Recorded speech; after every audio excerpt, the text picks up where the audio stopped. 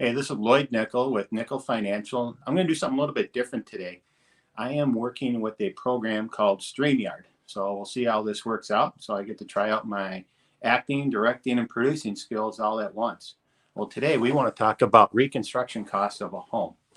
And if you got a homeowner's policy, this is what your insurance company will pay you up to limit if you have a catastrophic loss. So let's suppose your house, if it burns down or if it's completely destroyed by wind, this is what the insurance company will pay up to that limit.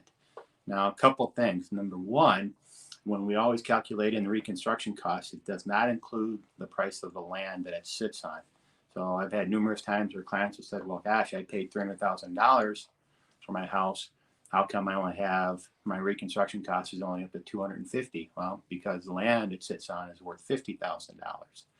Number two, you want to make sure you have enough coverage on it.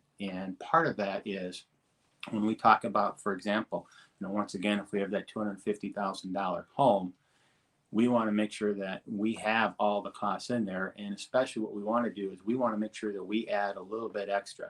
And this last year, if you had to go out and buy lumber, or if you tried to get somebody to fix something on your house, you'd probably notice there was a labor shortage or a supply shortage. And what happens? Well, you get a spike.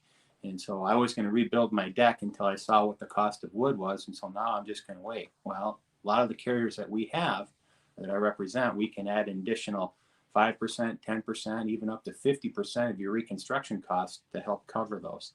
So take a look at your policy. Make sure you have enough coverage.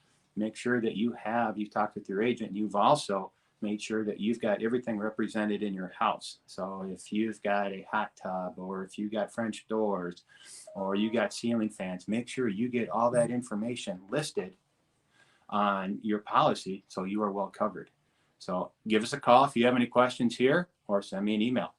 Talk to you soon.